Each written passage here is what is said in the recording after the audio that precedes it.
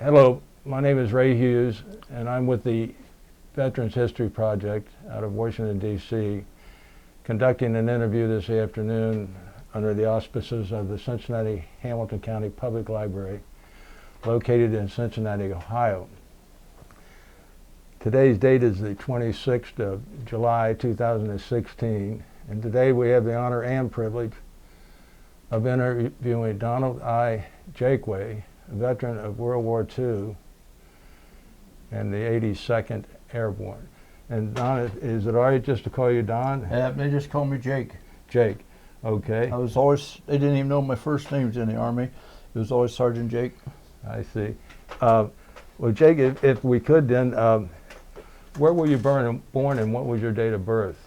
Well, I was born on a small farm here in Johnstown, January the 16th, 1923.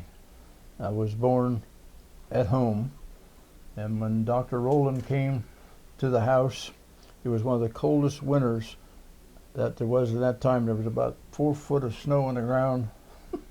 My mom was telling me all this, of course. And believe it or not, guys, when I was born, the records show I weighed 11.5 pounds. Wow. I don't know what happened later, but. And what was your mother and father's names? My mother's name was Myrtle. My dad's name was Stacy. That's what we called it, but he only went by Stace. And farmers, we lived on the farms, and that's how we didn't have a big farm, just had small farm, but we mostly was kind of garden, like truck farming. We'd have about 4 or 5 acres of garden. I see. And that's how we grew up. We have a couple of cows and a few pigs and chickens running around the little place, and that's where we lived. Were your grandparents from this area also? Yes, my grandfather, when he lives here on Miller Road. It was called Sandy Point Lane originally, and it was right in the center of the neutral area where all the Indian nations came through here, go Sandy Point Lane down north to Flint Ridge to get Flint. Now they had a neutral agreement, no fighting or anything once you're in this neutral zone between anybody. So he had a collection of stuff, like when they'd come through, he'd give them parched corn and stuff like that. In fact, the farm we lived on was a military installation, 1865, and right at that time is when they built the house we lived in. I'll be darned. It was the house was on. It was actually a 3-room home, and it's set on rocks. No basement, no center, anything. Big old walnut rafters and stuff like that. So that was a military installation. Now he had a collection of Bill Hickup's. One of his pistols. He had juice harps. He had the Indians would trade him tomahawks and wampum beads and stuff like that for food, and they'd always stop there as a stop by. I'll be. And did you have any brothers and sisters? Yeah, I had a brother Earl, was the oldest. Brother Doughton was the next, and I had sister Dorothy. Then there was me, then there was Ralph, and then there's Velda. And of the whole family, that's Velda and I. She's the youngest. Now that was your father, your grandfather Jakeway you were talking about. Well, that was my grandfather. You know, my grandfather that owned the farm was my mother's father. His name was Homer Smith. I see. I see. In fact, I got a picture of him back there. But anyway, yeah. He was one of those old guys. Always had the long beard, had a corncob pipe. Easygoing, nicest man you ever met in your life. Okay, and he's the one that traded with the Indians? That's right. Yeah. Yep. What schools did you go to here? Well, actually, I went to school in a 1-room schoolhouse my first year. I was 8 grades in 1 room. Then they built the high school up here at the school in 1927, and I went the second year. I went up here to school, and then one year I went to school there. Then my dad had a job at Ralston Steel Car Company there in East Columbus, and we moved to East Columbus, 3722 East Fifth Avenue. And we lived there then in East Columbus till 1936. Then my grandfather's on the farm barn burnt down, and they rebuilt the barn, and we moved from Columbus back in and lived in the barn. I'll be. Eight of us. Now, was your dad working all during the Depression? My dad, and I always bless President Roosevelt for it, my dad would work for $18 a month on WPA. And that was where Roosevelt saved our life. Then he had the CCC camps at that time. And but my dad had, and of course you could take $5 and go buy enough groceries to last you for a week back then. Right. A loaf of bread cost a dime. And anyway, when we moved from East Columbus, we moved out here on the farm, back on the farm. He went to work for a guy, for Mr. Goebel. They owned 1,000 acres, and he worked on the farm then. He'd get up in the morning, walk from one road across to the other road, across 1,000 acres, early, milk cows, work all day, and come home in the evening. $1 a day. And were you going to the high school here in Johnstown then? Yes. When what happened, when we came back from East Columbus, I started in the 6th grade here, and I graduated then in 1942 from Johnstown. I see. Now I did get a scholarship to play football at Capital University, but back in those days the scholarship was only like $200, and Pearl Harbor had happened and everything people were going to the service. So I went over to Capital and talked with them and said, well, we'll get you to working on the training table. And I said, I can come over here to go to work when we get an education. So instead of that, I went to the Army. And when I decided to go to the Army, I found out that they paid $50 extra for being a paratrooper. That's $100 a month. My dad's working for $1 a day. So I joined the Airborne. Well, let's back up just a hair if we could. Where were you at on when the Japanese bombed Pearl Harbor, and do you remember everything? That was on a Sunday morning over there. So we had no radio, and no phones, and we didn't know anything about it for like next day or two. The people started talking about it, and we were just home September, and probably still going to school. So 1941, I would have been a junior. Yeah. So how did you hear about it, and from whom? Well, the neighbors. When my dad went over to work, of course they had radios, and he came home and he was telling us the whole story about what was happening, and about the Japanese had bombed Pearl Harbor, and you're a senior in high school at this time. I would have been yes, that's true. I would have been a senior, 1941, because I graduated in June of '42. So, Capital University, you said. Where is that at? And it's in Bexley. It's still in there? Columbus. Yeah, Capital University is a nice little university. It's been around forever, as far as I know. It's right what we call Bexley. It's on Broad Street, right there in Bexley, and it's a nice university. And I had a couple of people that I played football and things with went there. Jack Ortman and a number of guys went, and so it's a good educational university. What kind of jobs did you have as a youngster, though, when you were growing up on the farm? Well, I'll tell you what. For some reason, I was always a little different than the rest of the family, and I say that because I was the only one that graduated from high school. And of course, we never had any money, any spending money and stuff like that. And I'm not going to go into how we go to school without lunch and the clothes you'd wear. And my mom would wash them and clean them, and you wear them almost every day because we didn't have anything. So anyway, what I would do in the wintertime, I'd go up to this big ravine and dig up sassafras roots, bundle them up, take them to town, sell them for 15 cents a bundle. Then I would hunt.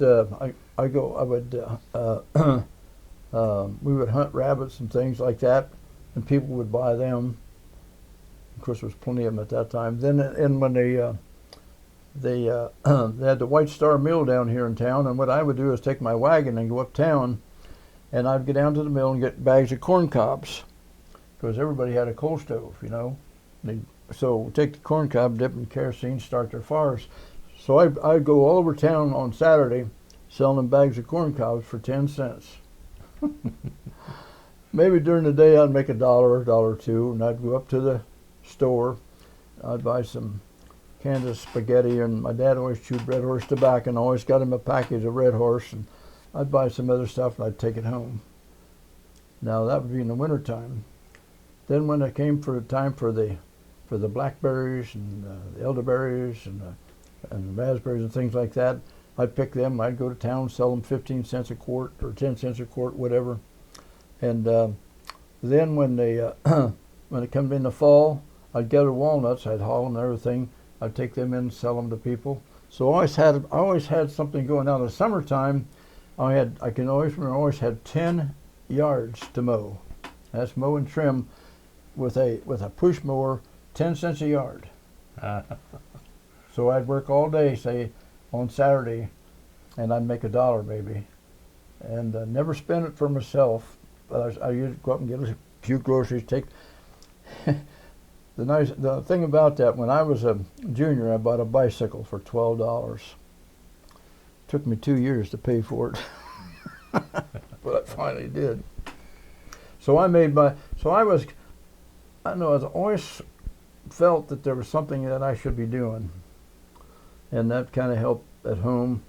And of course, at home I worked in the garden. I could tell you stories. We didn't have a horse, so when we spade up our garden, we'd spade up 4 acres with a spade.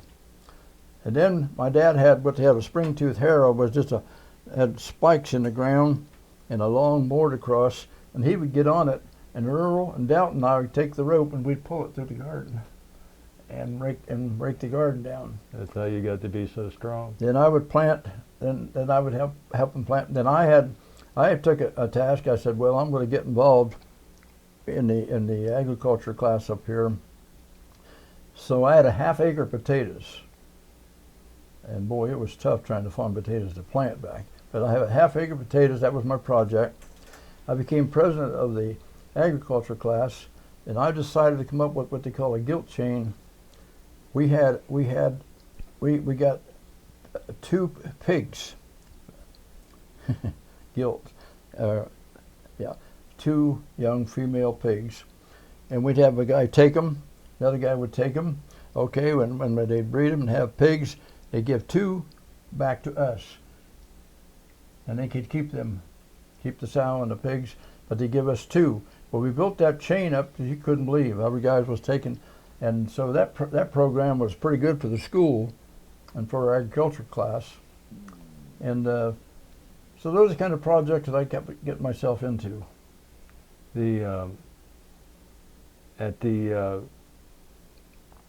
After you decided that you didn't want to work at that university, you wanted to learn, you went over to join. Yeah. When did you join the Army or the Airborne? November the 28th, 1942. Where did you join at? In Fort Hays in Columbus. And there was 9 of us. And the only way you could get into the Airborne then, you had to enlist. You couldn't be drafted in. You couldn't be colorblind. You couldn't wear glasses, and you could not be married, and you couldn't be over 6'2" tall. But the whole thing about this thing prior to that, I had an little 29 Chevrolet Cabriolet that I bought for $60. And boy, I had it in high school when I was a senior. And on the visor I had U.S. Marines or U.S. Navy. I wanted to go to one or the other. So when I went over to join the Marines, and of course I played football, it was all Ohio football. I could do it, but they wouldn't take me because I had one too many teeth pulled. Is that right? That is God's truth. They turned me down. I cried all the way home. I went back over then in September to join the Navy, and he told me the same thing. Well, when I went over on to the Airborne to join it, I told him, after he got all done, he says, I told him about my teeth, and he says, well, I said, what about my teeth? He said, well, what about them? I told him that story. He says, well, can you eat steak? I said, hell yes, and I still got them, and I can still eat steak. Just 1 second. Excuse me for 1 second.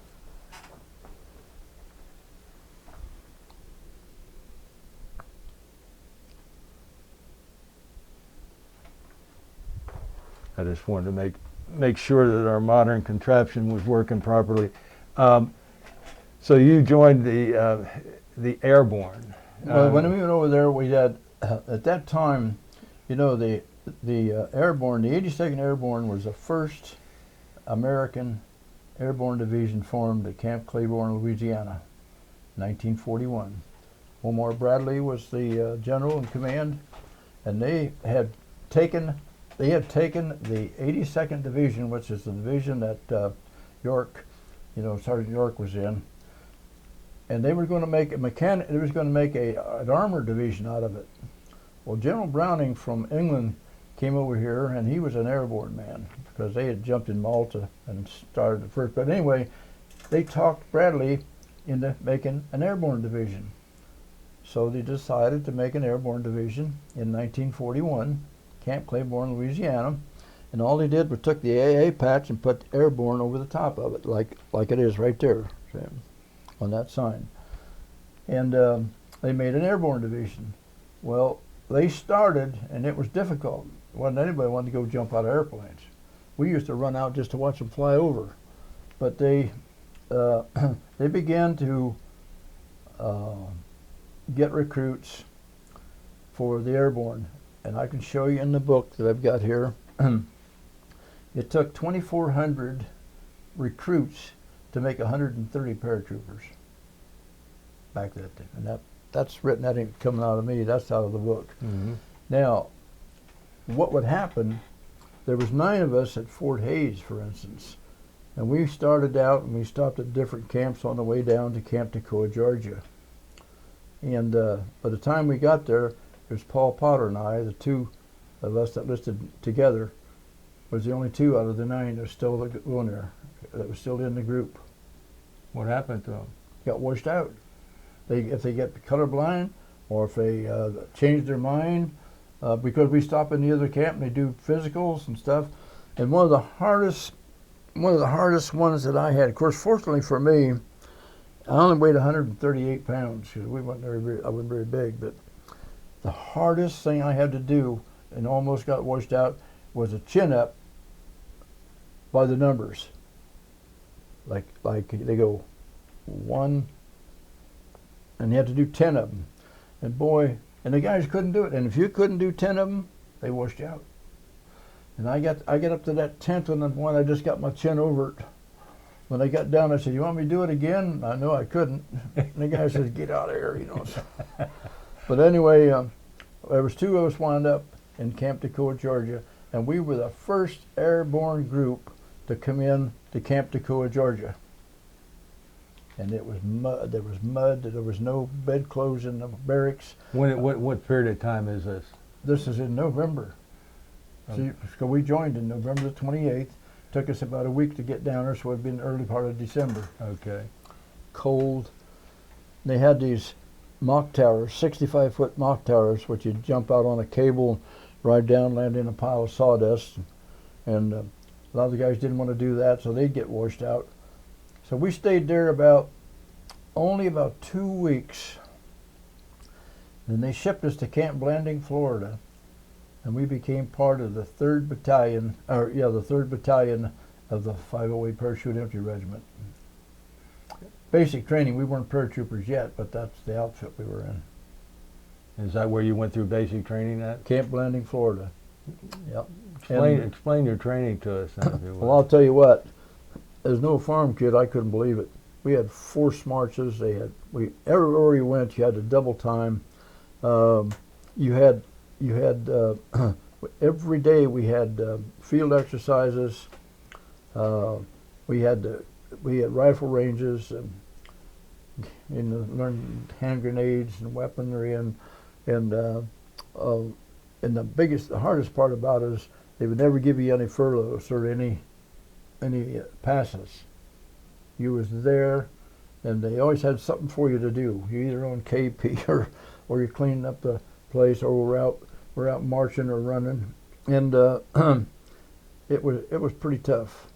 Where was that located at? What? That Camp Blanding Ford is just about, you know, where Stark is, or we're from. I would say about the middle of Florida. I see. And were you guys wearing your regular? No, we had no jump boots or no anything jump yet. boots? No. We had combat boots, and I got a pair of them yet that had the straps around the side, like this. We didn't see. You couldn't wear paratrooper boots unless you qualified as a paratrooper. That came later. And what type of rifles were you firing at that time? Woodman's.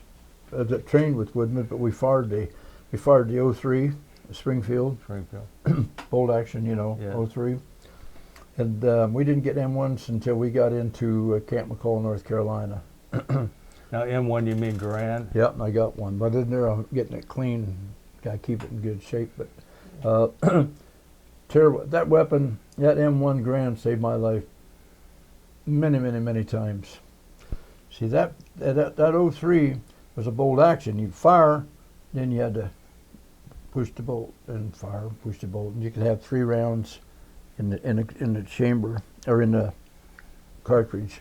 But when you got the M1, there's 8 rounds in the cartridge, and you could put one in the chamber, so you could have 9. Now you could fire them one at a time, or fire as fast as you want to on that M1. Yeah. And I always taught my guys, I said, don't waste ammunition, because we had to carry bandoliers. I've got a bandolier, I'll show you there a little bit. But we had bandoliers of clips. And I said, don't waste ammunition. When you're taking all this training, remember, you can save your life, you know. Why take about a half a dozen shots when you can kill them with one? So one of the hardest parts, Roy, that I've had in my training is that we were trained to kill. And I'd never killed anything but a rabbit or a pheasant, you know, when I was a kid. We never thought about it that way. And they trained us. They trained us how to use those.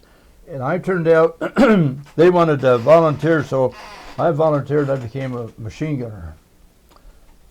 A 30-30 caliber light machine gunner.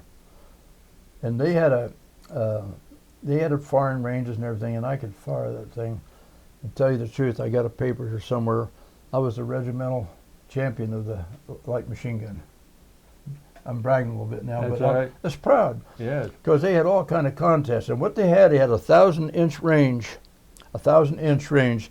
They had a square-inch patch, and you had to take your foreleg and dig your tripod in and sit down, and you had to fire your machine gun, not like they do in the movies, but you go pop, pop, pop, pop, pop, pop, 3 at a time. And you had to try to put 3 rounds in that square-inch patch. Well, Paul Potter from Croton was my runner-up. He put one in, he hit one in the corner, and he missed. And I put all 3 of mine in. Is that Because right? I dug my trail leg in down so that light machine gun, and what you do, you get ready, you pull you sighter down, you just go pop, pop, pop, like that. But you see all these movies where the guys are going with their machine guns and everything. It doesn't work that way. And so I got, it's quite an honor. The guy says, you buddy up to all the sergeants and things and everything. I said, no, I don't, but in a way, maybe I was wrong, because see, this picture here, where did I do with it? There, right there. Uh-huh. That was me, the PFC on the right, and the guy in the middle was my platoon sergeant, and the other guy was my squad sergeant, and I used to go run around with them all the time. They'd take me into Charlotte, and had a 41 convertible Chevrolet. We'd go to Charlotte. The guys would call me brown nosing, but I said, well, you do your thing, I'll do mine. Yes, sir. You went from, where did you go from Florida? Did you go up there? All right, now from Florida, went to Camp Blanding. I'll tell you a little story there when there's because it was tough. If you caught stealing, you run the gauntlet. And I'm never really lined up with a belt. and the guys get caught stealing, they'd run the belt and they'd get kicked out. What would they steal? Like Steal guys' money or steal guys' cigarettes stuff, or- things in their barracks, to steal. Yeah. And if you got caught, you run the gauntlet. Well, I stood in the gauntlet a couple times, but I never hit the guys.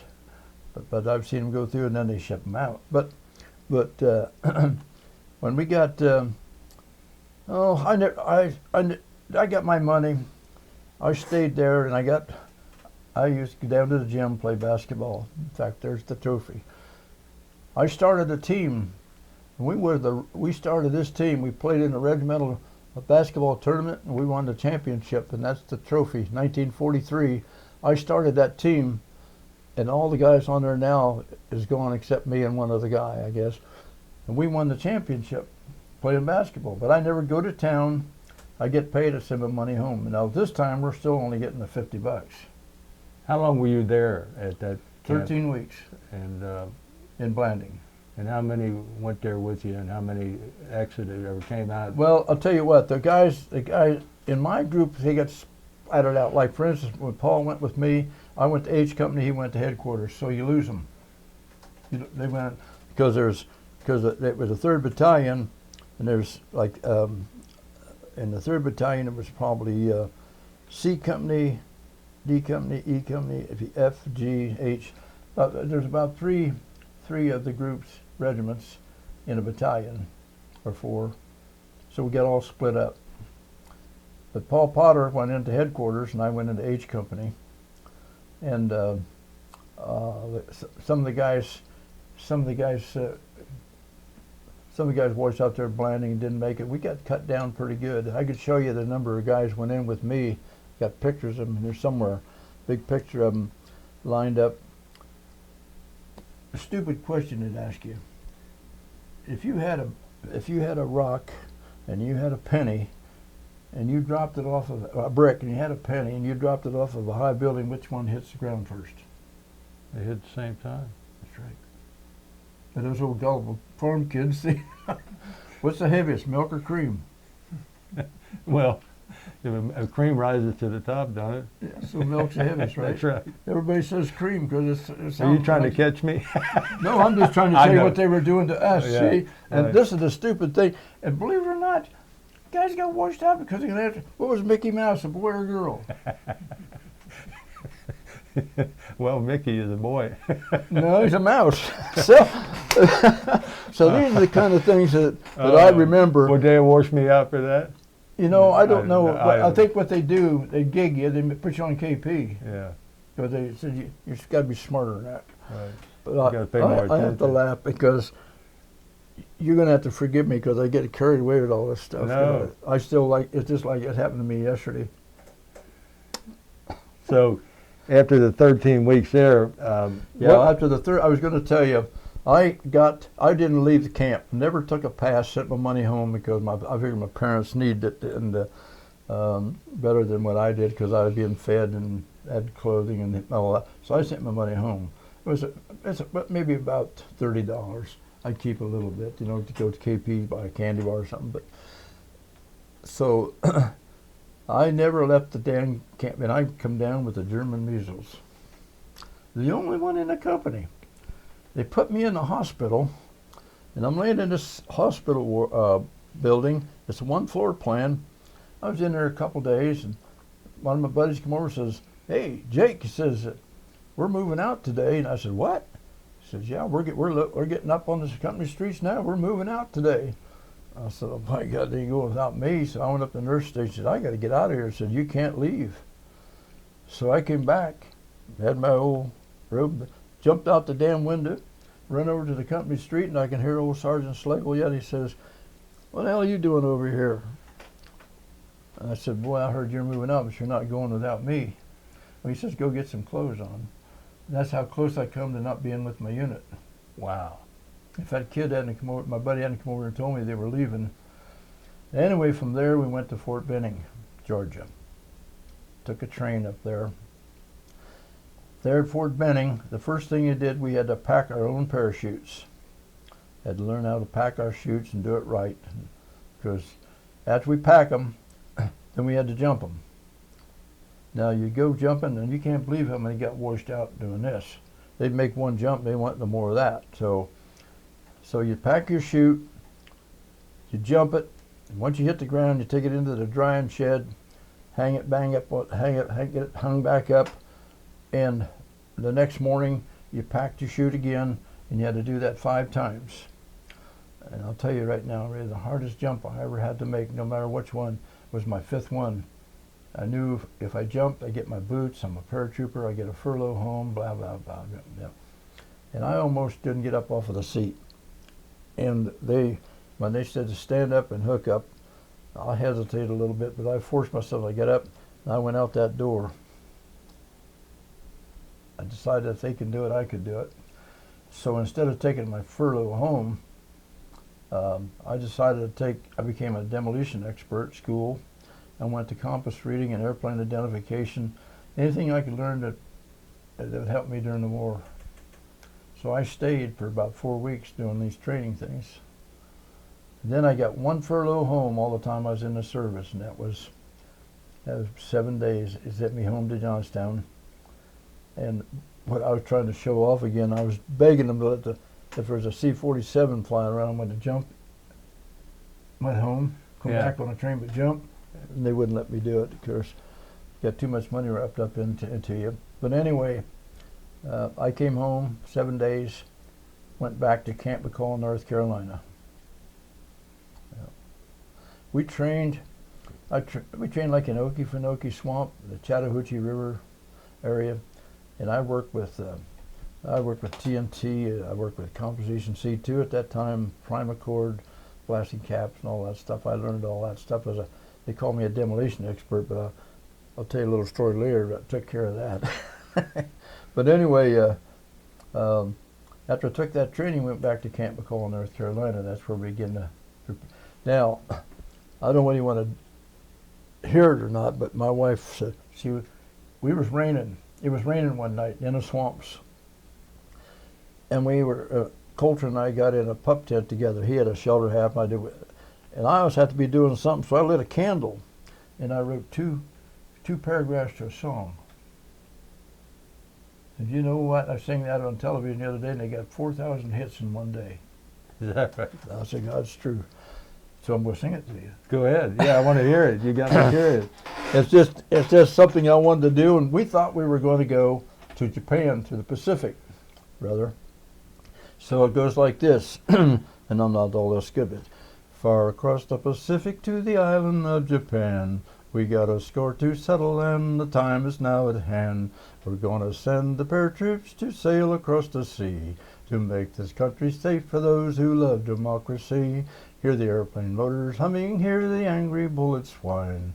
We're gonna send the paratroops to slaughter all the swine. They'll know their days are numbered when the paratroops round them fall. We'll send this message to them with the troopers from McCall.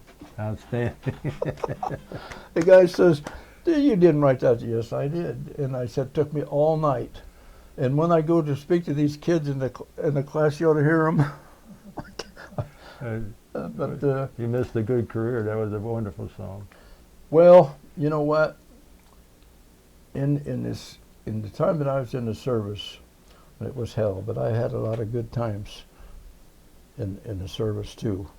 Because if you were a paratrooper and you went if you went to town or on leave of any kind, boy, people recognized you as that's when you got to Benning, Major 5 jump, we got them shiny boots, had the big wings, wearing your paratrooper hat with your signal, and ooh, you're a paratrooper? You jump out of planes? Are you crazy? So, what rank are you now? When I went in, and it was kind of confusing because when I first went in, I wound up being a PFC, and then, like in the Normandy, I was a corporal, then a squad leader because the guys, I got 7 guys in my squad got killed in one day there. Then I was sergeant, and then I came from there and went into Holland. I stayed at sergeant, and when I got into the Ardennes, I became a staff sergeant. So, if you will, let's go back to where you moved to next from Benning. Well, When I went home on leave and I came back, we came back to Camp McCall, North Carolina. That's on I'm the Fort sorry, Bragg yeah. Reservation. Okay, we were one of the first ones to come back there. Not one of the first groups to come back there. And we did all our training. We did our force marches. We did packing our equipment bundles. We did, because we knew we were honing up to be ready for combat, thinking we were going to go to the Pacific. Now, our 3rd platoon won the proficiency contest of the best platoon in our regiment. We all was so excited because we thought we was going to get a furlough home. No. They loaded us up on C-47s, flew us over the Smoky Mountains, and we went to Camp Forest, Tennessee, and made an exhibition jump in front of a bunch of officers. 385 feet. Oh my That's God. what we jumped from the plane from. That's what they wanted us to do. They were just above the treetops, believe me, because it takes you to shoot 128 to 130 feet to open. Yes. And we went over there, and we made the jump, and they left us there for about 2 weeks. And while we was there, the guys in their B-24s, that's where they were training, Camp Forest, Tennessee. And they loved to get paratroopers in that plane. They get you up in there, boy, and make them turns there. And you couldn't get a paratrooper want to get in one of them planes. They didn't like crawling through that little tunnel, that hole. I said, you ain't going to get me on that plane. So, but anyway, it was that experience there, as they loaded us on a train to come home. And this is where I learned some of the things that I learned in the service. And we was on this train, it's hot, smoke coming back, we was all dirty and everything. We pulled off a siding, let a passenger train go by, and I looked out and there was a group of little colored or black children playing out there. And I yelled at one of them and said, hey, one of you come over here. And a boy came over there, was about 12 years old. I said, is there any place you can get some ice cream? He said, yes, sir. So I give him $1. And the guys on the train said, you nuts? You ain't gonna see that $1 again. I said, well, who cares? I give the boy the $1. And I could see him running up this little dirt road. About 15 minutes later, we're still sitting there, and the guy said, we told you. I said, well, it's $1, do him more good than it did me probably. I looked up, and here comes this kid running down that road. He came up to this window. He had a pint of vanilla ice cream and 50 cents in his hand. I took the ice cream. I said, you keep the 50 cents. And he looked at me, and his eyes about that big around, and the only thing I could see, he was running back up that road carrying that 50 cents. That's probably the most money he ever seen. The guy says, hey, you're going to split that ice cream? I said, you guys want ice cream, you're going to have to go get your own. I never. So there's a case where I learned a long time ago about discrimination, and you don't do it. You can hold your opinions to yourself, and I learned some lessons from that experience and a couple other experiences that I could tell you about. But so we went to Camp McCall, North Carolina. After we got all of our equipment bundles, we learned how to pack our. See, I had to pack my machine gun, tripod, and ammo and stuff in a bundle that went underneath your plane, equipment bundle. Then when they dropped that, then you'd have to find it when they hit the ground, which I didn't do for 10 days. But anyway, when we got ready to think we were going to go to Pacific, they took us up to Camp Shanks in New York. Made us change all of our clothes because we had pregnated clothes on. Said we were going to Europe. We were going across the Atlantic. Christmas Day. No, it wasn't Christmas Day. It was the 23rd of, and it was the 23rd, 24th, because it was Christmas Eve. And we boarded the plane, the USS James Parker, on the 23rd of December, 1943. And we took off across the ocean. Now, the James Parker was the flagship, and we're the one that made all the zigzag. Now, the German Wolfpack, of course, was in the North Atlantic at that time. They were sinking all of our ships, and there were about 4,000 paratroopers on this ship. and you can imagine if it hit us. Now as we were going across, it took us 11 days. The first night I was there, I was 10 decks down on this ship. On the Barker? James Parker. Parker, yes, okay. USS James Parker. And I was sleeping in a hammock. And I said, buddy, I'm not doing that anymore. So I got 3 other guys. We took our shelter house and went up, and we slept between the smokestacks on this ship across that ocean for 11 days. The only time we'd go down in the deck would be a storm, or if we want to go down through the galley and get something to eat and come back out and stay up on deck. One of the highlights of that thing is I usually don't tell the story. We knew a ship behind us. Now I'm going to say that ship was about, well, make it fair enough, 100 yards. It was loaded with wax. So everybody was up. So our ship looked like this because all our guys on the back with binoculars because they were out there taking sunbaths. Anyway, when we got, it was about 3 o'clock in the morning. I was on the deck there and I heard this woo woo. So we knew that was a train somewhere. We didn't know where, and we pulled into Belfast, Ireland. That's where we landed. We were throwing money to the people on the dock, and they were just throwing their coins up to us. And now the thing I remember about this unloading, I'll never forget as long as I live, they gave us our lunch.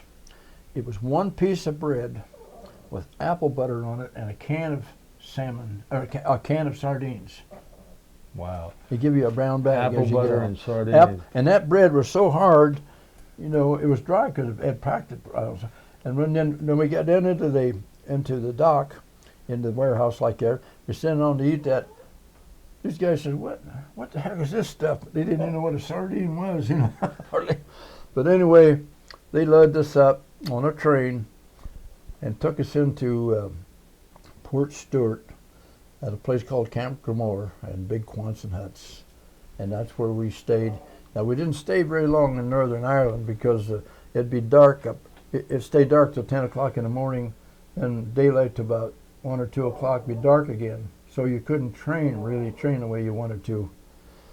And anyway, while I was there, we had our basketball team. Boy, we'd go into Londonderry, we'd go into Belfast, we'd go to the Air Force stations and play basketball on the weekends.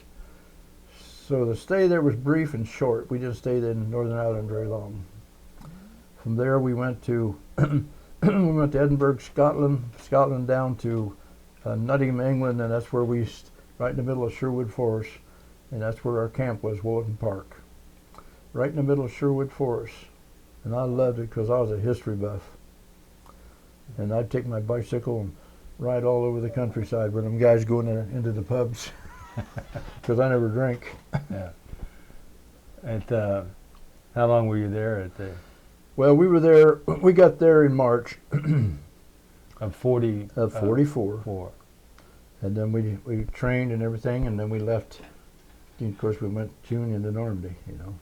So we trained there, and one of the things, but later I regretted later. It was night one time, and we routed. And when they blowed the whistle, it was supposed to be being strafed or something. The guy jumped over the stone wall. He went 85 feet down to a stone quarry. Oh my God! Killed himself. Yeah. And anyway, later on, I'll tell you that story later on about that. But anyway, we did a lot of training there. And I don't know how much detail you went on these things, but I could go on forever with this stuff. But I know one of the days there, they give us a 4-day, they give us a canteen of water, supposed to last us for 4 days in the field trial. So we're out there doing field exercises, and I had my squad then. And we had one bivouac area. We'd go out and train and come back every night to this bivouac area. That's where we'd put up our shelter house and tent. Well, one night there about 12 o'clock, I heard this rickety coming down through the, and I said, what the heck is that? So I got a hold of Ray Belair, an old buddy of mine, and said, come on, Ray, let's go see what that is. And he says, I don't want to go. Oh, come on, let's go. So we went. Here's this black man with a load of watermelon. I mean, a load of watermelon. They were oblong, about this big around, about like that. And I had some money in my pocket, and I said, excuse me, I want to buy some of the watermelon. He was scared to death. We were coming out of the dark, and so we got, I can see now, we took somehow or other, the watermelon we had, I had 3 of them. And of course we didn't have far to go, but I had 3 of those watermelon, and Ray had 3 of them. We went back to our area, dug down into the ground about 4 feet, and it's cool down there in that sand. We put the watermelon down in there, see, covered it back up. The next day, we went out and did our exercise. We come back, and that night, we dug up the watermelons. And my squad would eat a couple of those watermelon. Get the water. I said, don't drink any of your water, guys. So they take the watermelon, and we did that. We did that for 2 nights. Anyway, we throw the old watermelon back in the ground. Going into camp, back into the camp the next day, we're drinking water out of our canteen, and I can see Lieutenant Wildline says, all right, Jakeway, where'd you get the water? I said, sir, this is the water you issued to us. I said, don't give me that. Where did you get the water? And I never did tell him about the watermelon. What was his name? Lieutenant Russell Wild.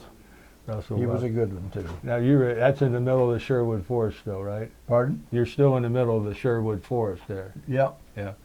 But anyway, the whole thing is about this thing is I was always, the guys that hang around me, because I was a little farm kid and I was always hungry. Because I made a mistake with him going into Normandy eating all them donuts and coffee. But anyway, don't let me mislead you off of what you're asking. All right. Well, we're in March and April of 1944 now, right? That's when we're doing our training. That's when we're doing our training in Nottingham, England. We made a practice jump, and one of the guys' parachute had a streamer, and he got killed. When he come back into camp, I could see the whole regiment was out there looking for him. We found him, but we dug foxhole. We'd have what they would do. They get these guys up on a hill, like they were shooting, and you could see the lights. And we were supposed to try to sneak up and knock them out. So we'd make a jump, and it'd be nighttime. Make a jump, then you'd try to sneak up there and knock the guys out, and things like that. Because then they had sand tables showing, okay, when you get into Normandy, this church is here, the railroad station here, there's a building here, this is a railroad track, so you know where you are when you hit Normandy. They had this information. So we studied those, and about 2 weeks before we actually made the jump into Normandy, they put us in this Air Force Base Langley at the Fulkingham Airborne Base. We were in there for about almost 2 weeks, because on the night of June the 4th, we were all ready to go, and we got rained out. We had our equipment on and everything.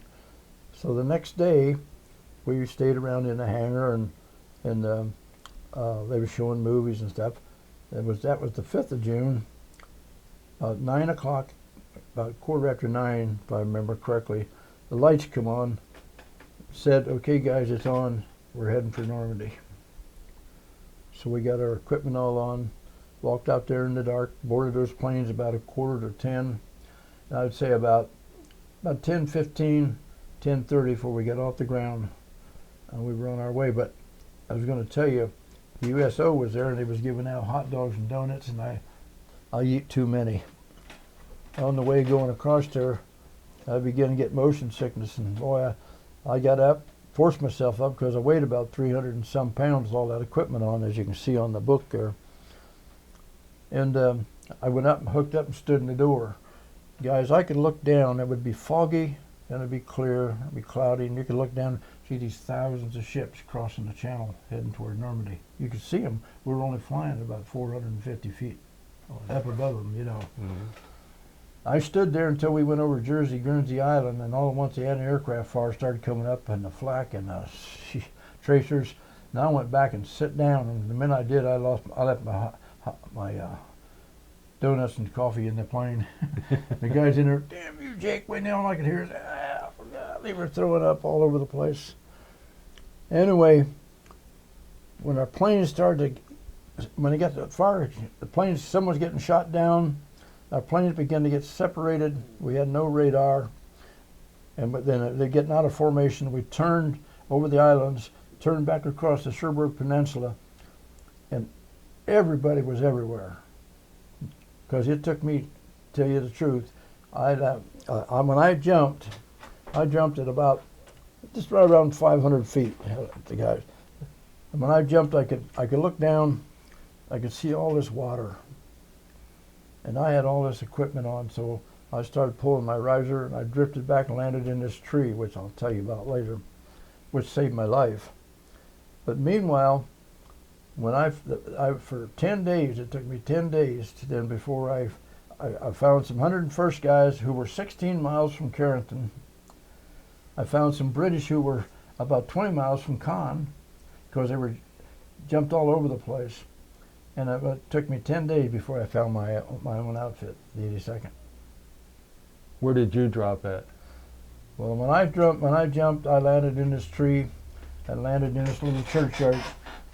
You see the church there? I landed in a little churchyard in a tree. Now I got some things I could show you that I don't think it have it on the wall. Yeah.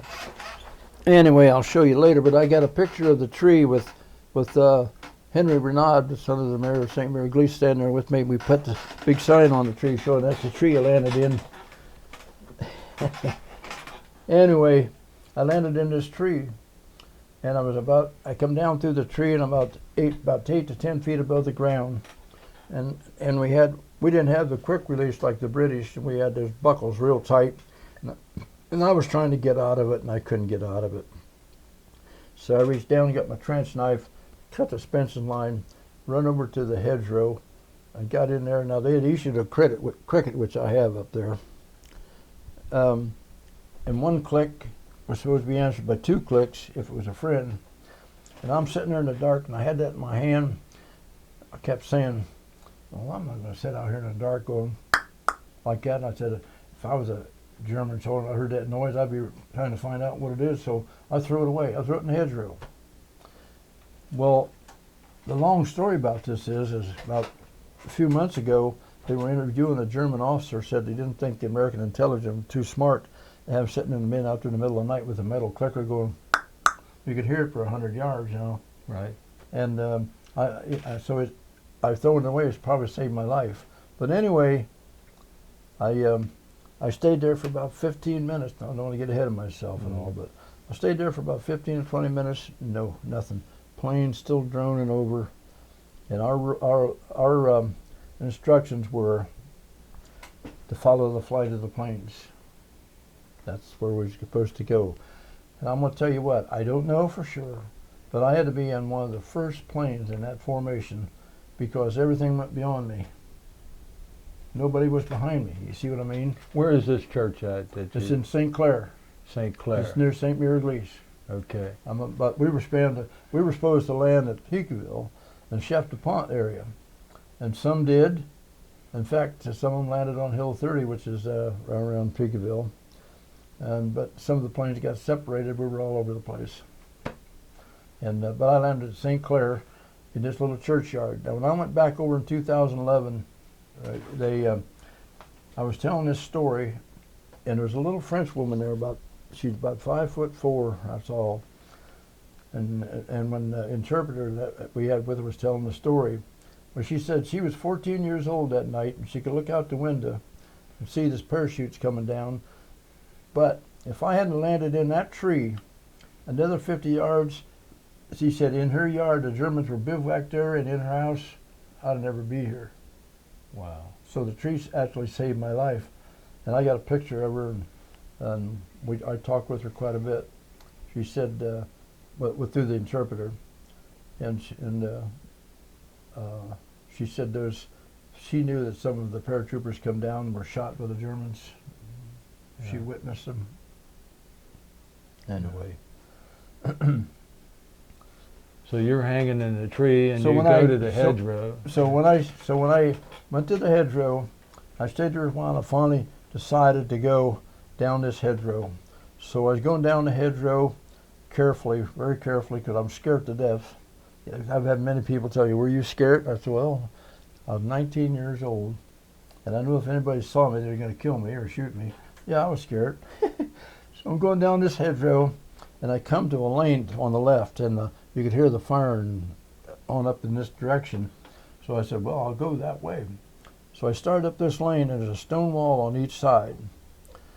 And I got up there, I'd say about maybe 25 or 30 yards, I heard somebody coming, a formation of, and it wasn't pitch dark, but you could see, you know. I jumped the stone wall, something you're never supposed to do. I slid down this bank, and I slid through the biggest fresh damn cow pile you've ever seen. I had it all over me, had it all over my legs, all over my pants, and I'm ticked off about it. And this platoon-sized group of Germans walked by. I could hear them. They were just above me to about 20 feet. And I'm laying there in that crap. Imagine I had to wear that uniform from June the 6th till July the 13th. I cleaned myself off the best I could. When I finally got back to my outfit, they go, what in the heck happened to you? And they got to laughing. They say, we'd be sitting there, each said, get over there, Jake. And I said, that's all right, guys. I'll just get out among the cattle. Germans won't be able to find me, you know. But I wore that dunce. But I'll tell you what, I've had kids ask me, how many battles were you in? When you're a paratrooper, you're in a battle every day.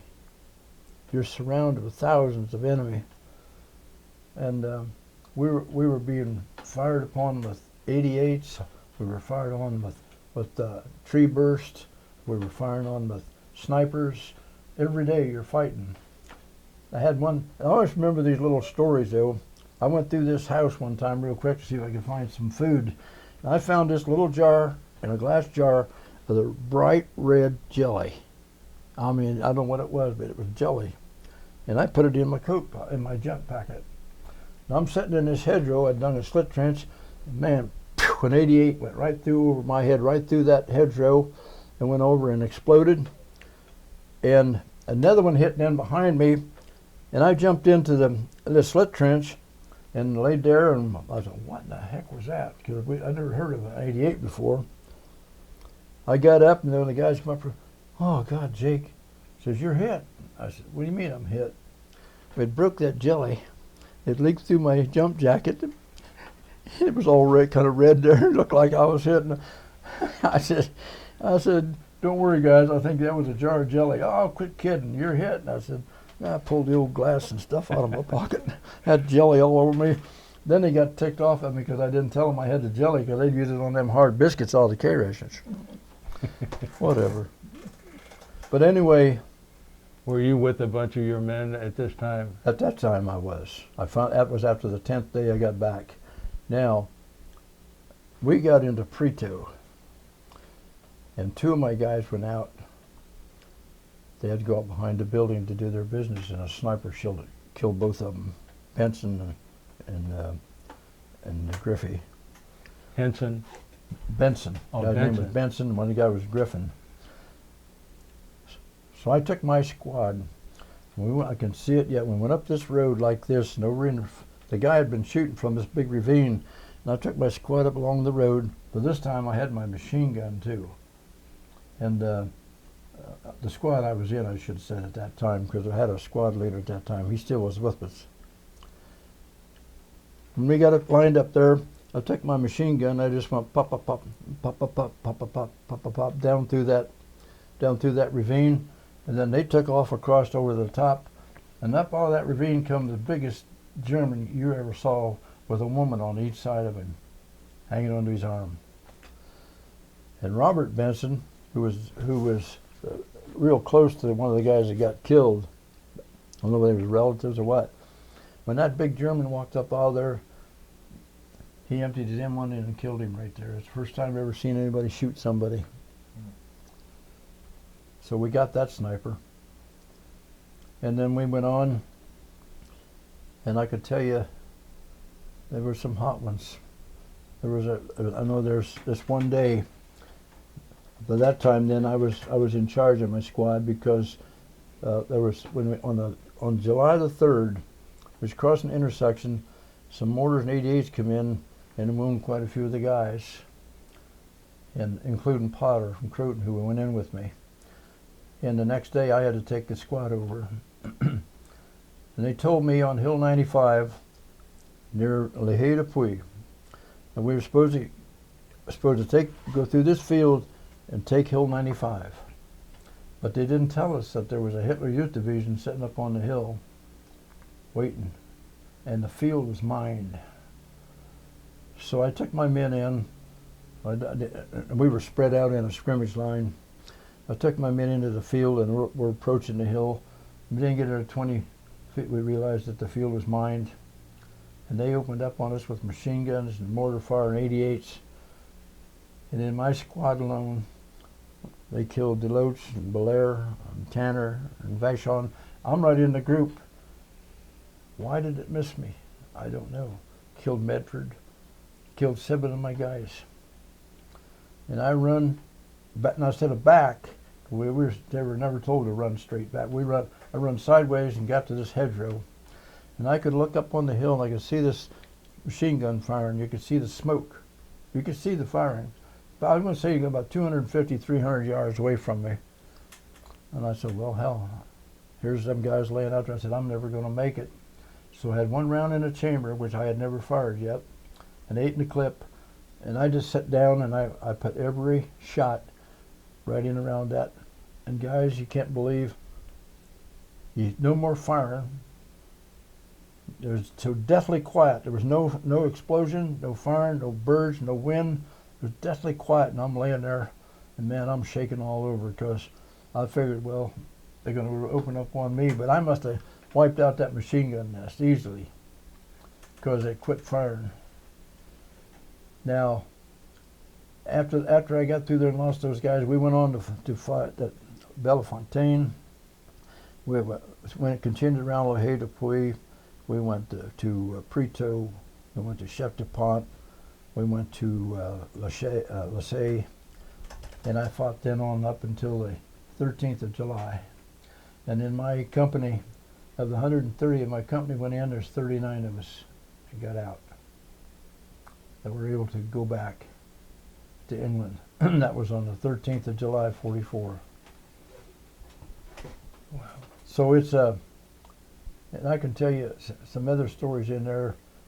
To see these guys, I know one day I was on a for some reason they like to have me take a combat patrol or recon patrol. I don't know why, but I guess I blew it off too much. But I'm on this combat patrol and I stopped, and I had my I had my folding stock carbine at that time, and I had it like this right in front of me, laying there like this, and a bullet hit between my head and my elbow from behind me. Wow. And God's truth. I jumped over into this ditch, and when I landed in a bunch of you guys know what horse nettles are? Them stinging, burning weeds. I landed in a pile of them, man. And I looked up, and here come these Germans coming across this field. So I got my folding stock and I shot. And I was a pretty good shot, really. And you can see the dirt flying up halfway between me and him. He's only about 50, 60 yards away from me. But Dick Owen had got hit right in the head, right there, blew his helmet off. And he was laying there, and I grabbed his M1, and I'll tell you what, 1 shot.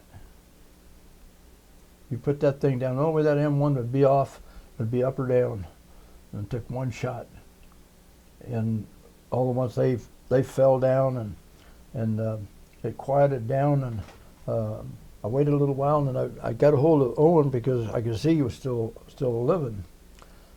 I pulled him back and turned him over to Fred Kuhn. I said, get him, take him, you guys take him, get him back to wherever you have to take him. And that bullet hit between my head and my elbow from behind me, and I couldn't figure that one out.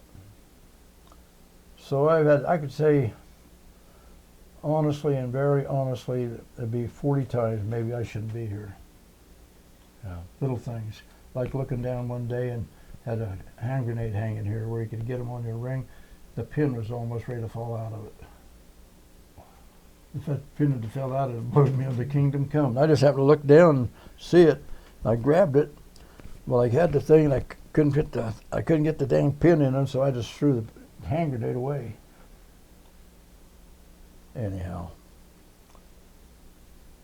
these memories gets me pretty emotional, really, when I think about it. Did you I ever? had the good Lord looking over me, boy, constantly. Because in Normandy, then, when we went all the way through and fought, and we got up into Lassay, and of course they'd bomb us at planes would bomb us at night and strafe us too. And the next day they said, "Okay, we're headed back to England." And so that was the only time when I was in Normandy that I rode in a vehicle. They put us in a 2-ton truck from Lassay, which is on this side of the peninsula, across all the way to Utah Beach, which is just below Cherbourg. Believe it or not, when we got on this LSD, just ready to go, here comes a buzz bomb about 100 yards over our head, like that. And I said, all the damn things, after all this to go through to get blew up with a buzz bomb. And after it went out for a little while, when it shuts off, comes down and explodes in the channel. So we got back to England, got back to camp in the middle of the night, and we woke up the next morning, and the people knew we were there. There must have been 3,000 people around our fenced-in garrison, mostly girls, knowing that we'd come back from combat. People too. Where were you at then? And we're in Nottingham. Hey, back to Nottingham. Right in the middle of that was our base camp. And this is July the 13th or 14th? That was July the 13th is when we went back. We didn't get back in there until the 14th. It took us time we went back and back up into camp. How many men returned with you there, and how many? There was 39 of us got back on that. 130 of us jumped in there, and 39 of us got back. And when we got into, and the other thing that made me mad, they left service company guys stayed behind. They're supposed to take care of your equipment. All the stuff I'd gathered up in my duffel bag and everything, they just cut it open and stole everything in there except my shorts and things, you know. To tell you the truth, when you think about it, I lost 7 times I lost my duffel bag. When I went into Normandy, they took the stuff out. When I went into Holland, I got wounded there. I lost that, and I don't know whatever happened to that one. I went to the hospital. They gave me another one. The equipment and everything went back, and then when I left the hospital, I couldn't take it with me. They just transferred me to another hospital. Then when I went back into the Ardennes, I left it behind. I got back in there, and I went all that time, and when I got wounded, I lost that one. Then I lost another one at the hospital getting ready to come back on my ship coming home. And the worst thing of all of this thing is, think about this for a minute. I'm drawing my pay, and I didn't get, when we went in June, we never got paid. Okay, so I was in there till July the 13th. And when we got back, they gave us $50 copay. And by the time we got ready to, about 4 days had passed and we come back, in September then we went into Market Garden, and I didn't draw any pay for September. I got wounded in Market Garden, went to the hospital for 3 months. I never got any pay. I got one time a partial, $50 partial pay of those 3 months. And meanwhile, I'm losing all my money that's been sent home too. And then just by the time I was going to get paid, it took me went into the Ardennes. I didn't get paid in December. I got in there on December the 15th. I never got paid. I went in, got in the Ardennes on the 18th of December. I went till January the 31st till a sniper shot me through the chest. That was my trip home. I went to the hospital. I had one more $50 copay. I never drew anything from March, April, May, June, July. I got discharged from Memphis General Hospital on the 23rd of August 1945. And I never did get my money. Never got it. Now, what happened though, I told a story to my old buddy Lou Mitchell, and he started digging into this thing, you know. Well, the town had a special day for me over here. That's when I just come out of the hospital. And they had me, see, when I come home, I brought a Greyhound bus. I unloaded up here on the corner where they got a street named after me, right there on the corner. And I took my duffel bag and get out, and I sat there for a little while and walked 3.5 miles home. And anyway, the town put all this, reenacted it in a way. Channel 4 television come over and done this. I got it on a tape like that. And believe it or not, Sarah Phillips was our city manager, and she went around and she had to, we were telling this story, and they all put the money together, and they give me a check for $1,200, something like that, for my back pay and stuff. I took it. I spent about half of it for the food pantry, and the rest of it I give to the kids. I could have used it when I first come home, but I didn't get paid for it. But anyhow, that was just those two were just a warm up. Yeah. When did you prepare and for Operation Market Garden? Okay, and that was when we got back in July. We had one about 4 days pass, and then we started training it. We had another practice jump and did training, and we on September the 17th, 1944, we took off for Market Garden for Holland. Now I can show you up here in the drawing. I was in the only plane in the 3rd Battalion that was shot down. There it is, right there. And that Hall drew that picture the way they was, and it got a. Is that your plane going down? Yep, that's the one that's on fire. It's on now I've had the historians say there wasn't any planes shot down in the 3rd Battalion, and I said, well, buddy, I got a Devil's Digest in here tells the story. Father Kenny was in the plane. He was our chaplain. He jumped with us. We all got out except the crew sergeant.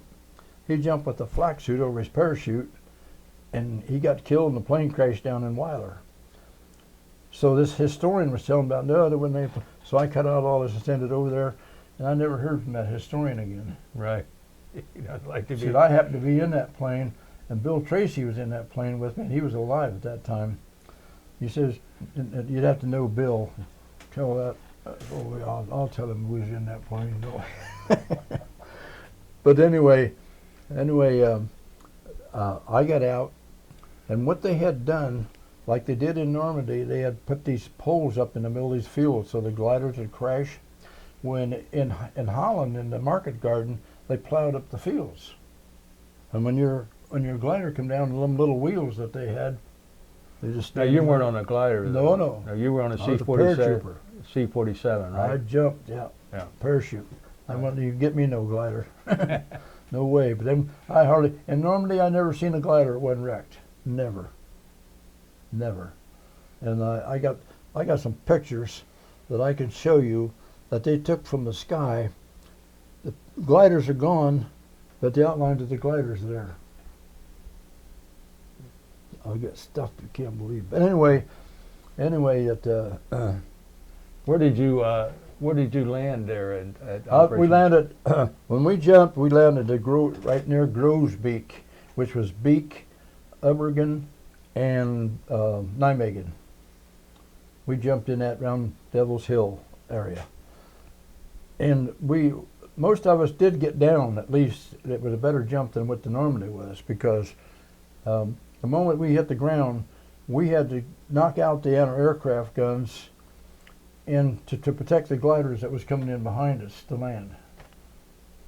Now, so every day we fought from the 17th, the 18th, the 19th, and 20th. On the 20th, I'll never forget, we tacked up this hill to attack this old Groot hotel, and we found out it was a division headquarters for the German division headquarters. When we went into that hotel, the coffee was still warm on the table when we drove them out of there. And of course, guys were beginning to get, now there's where there's a great big safe on the second floor. They said, "Hey Jay, come, hey Sergeant, how about blowing that safe? Let's see what's in it." I said, "Well, we'll give it a try." So I took my composition C2 at that time, C4 now. I put it around the tumbler, and I put the old fuse igniter on the fuse and everything. And I said, "Now listen, you guys, get out of here. You got about 5 seconds after I pull this." So I pulled that fuse igniter. We run out. That sucker went off. It blew the windows out, blew the doors off, never phased the safe. He said, "Thought you was a demolition." I ended my demolition expert days, you know. But it was a scrimmage, you know, coming up that hill, in fighting into there. A family come out, and we had took a break and we dug some foxholes, and they come out and they couldn't speak English. They wanted us to come in to eat. So I sent my men in like 2 at a time, and I went. I was the last one went in, and they had, I can remember it, had fried potatoes and what we would call bacon. It had something like side meat. We always call it side meat. And when I came back out and I had that foxhole, I felt so bad. So we must have took those people's food that they've been, you know, that they've been scrounging with. But when we took over the hotel, we went down into the basement, the cellar. The Germans had confiscated like all the butter, all the meat, all the wheat, all the eggs and everything. They had that place was full. So we had the pleasure of taking it out and giving it to the people in the And what town was that? Beak. Beak, yeah. And I'll always remember that. There's people with smiles on their face. I know when we was flying over, coming in to Holland, we were only about 400 feet, not very high. And they were down there waving these orange lanyards. In fact, I got one back there somewhere. They were waving these orange flags at us and waving at us going in. Largest airborne operation in history until they made the drop across the Rhine, and that was the biggest one. They were still taking off from England when we were jumping in Holland. No, General Gavin was in charge of Yeah. Did See, you remember- Ridgway was our division commander in Norway, in Normandy. Gavin was the assistant. Now in Holland, in the Battle of Bulge, Gavin was our division commander, because Ridgway went to Korea afterwards. Whatever. Yeah. He was they made Gavin and he was a good general. Did you ever meet him or get I almost around? killed him. We had a battle. I don't like to tell this story, but we just had a firefight, and I'm sitting alongside this road, and we'd just been fighting up. Coming walking down this road, I could see this guy, but just light enough that you could see the guy coming, and he had his M1, or had this rifle hung right here on his shoulder, coming walking down there, and I'm aiming at him, and only once I looked, and I said, "My God, General Gavin, he's all buttoned up." It was General Gavin, and he comes so close to getting shot. You know what he did? Tommy Horn, there on Hill 30, we had a roadblock, and right at the gate, he had his foxhole. Well, it getting dark, and that evening, the mortars started coming in, and Tommy he's from the Cajun country, and he was a tough buddy. He jumped in his foxhole, and the guy jumped in on top of him, and old Tommy says, "Hey, yeah, this is my foxhole, get the heck out of here." And the guy says, "Easy, soldier, I'm General Gavin." Is that right? Wow. Tommy said, "Welcome to my foxhole, sir." So there's a lot of stories, boy. I'll tell you, I felt so sorry for the people. They took all these. Was this the time of the household where the Jewish people were? Yep. This is it right here. This is the whole story. These of course I have a tape of the whole story about from where they started in Germany and how they got across the border, how they got into there, and they was going to send them to Auschwitz, and they hid in the attic of this house. And the only reason this house isn't blown down, it's the only house there that had a flat roof, because they blew up the other houses because they were shooting artillery down, see. We knocked out this tank. This is supposed to be me down in here somewhere when he drew it. These guys are the reserves in behind me. And here's the guy Pullman, he got killed. And he was this is Bert Jacobs and his mom sitting in the doorway, and Rosa's here at the gate yelling, "Save our souls." And we didn't know them people were in that attic, of course. We were just fighting. This is Den Hevel Woods, so we drove the Germans out of here. What woods is that? Den Hevel. Mhm. Denhevel. Den Hevel Woods. We drove the Germans out of here. And that liberated that family. They come out. These people took them back up to Safe Haven at the old Groot Hotel. Now that was on the 21st of September. On the 22nd, they drew my men back up to the Groot Hotel area. And we had dug slit trenches. And while we were just sitting there eating some K rations, some 88s started coming in. And I run to go into my slit trench. John Giacomelli and my squad jumped in my slit trench. I jumped in on top of him, and that thing exploded just outside. It killed him instantly underneath me. Underneath me. And it messed me up pretty good because I got a hole through my leg, and I got shrapnel, still got shrapnel coming out of me from the shrapnel, but it didn't kill me. What day was that? That was on the 22nd of September, 1944.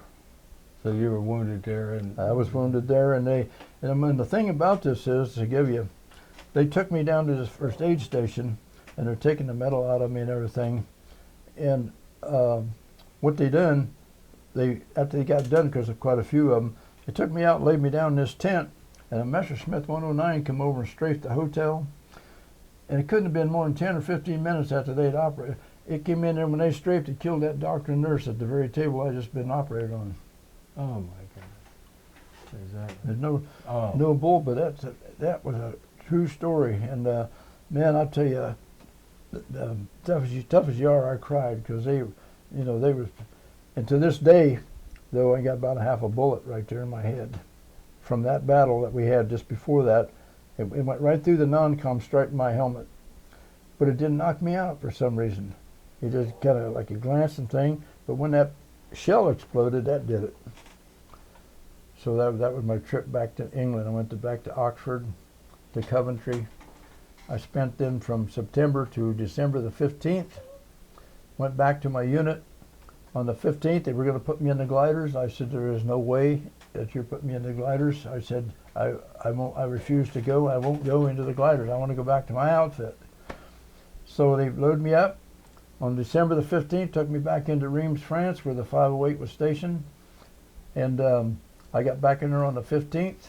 They give me my squad back. And we was just getting organized and cleaning and equipment and everything from the Holland battles.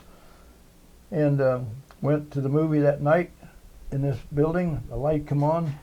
It said, everybody back to your barracks. The Germans had just broken through into the Ardennes. So that was on the night of the 16th. The Germans had broke through. So we went back to our unit. We got ourselves all organized on the night.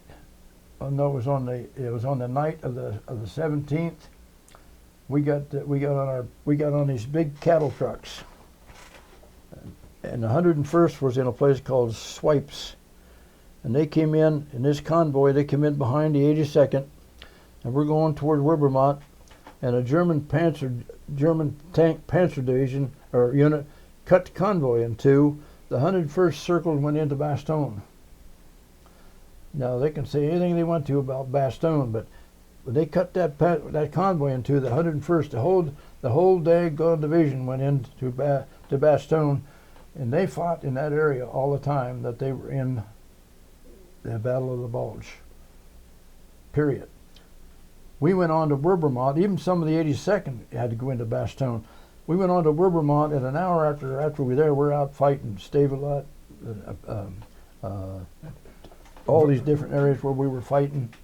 We were fighting to keep them away because we had heard that they were in Bastogne. We're fighting to keep those guys away from Bastogne because there's 7 crossroads, and the Germans wanted to get through that to get to Antwerp because there was 130,000 German prisoners that were being held up there, and they wanted to get to and break them out. And if it had done that, that war could have been a real mess.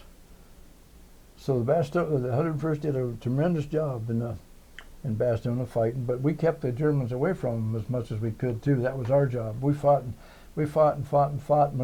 So I'm not going to go ahead all the little places we fought and stories I'm going to tell because I don't want to drag this on for you. But no. I want to tell you about my faith in the Supreme Being. I was, we were in a firefight, and we pulled back into some shrub, and it's 23 below zero.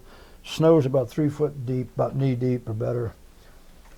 And when I got back in there, my guys gunned down a sniper. The sniper killed 2 of my guys. And I was so ticked off, I just said, hell, I'm not gonna make it anyhow. So I took Charlie Martin and I said, we're going out and get that sniper. And he says, we can't do that. We're allowed. I said, I'm a staff sergeant, you're a private, and we're going. I said, and you're coming with me. So we're walking out through the snow, and they couldn't have gone maybe 50 yards.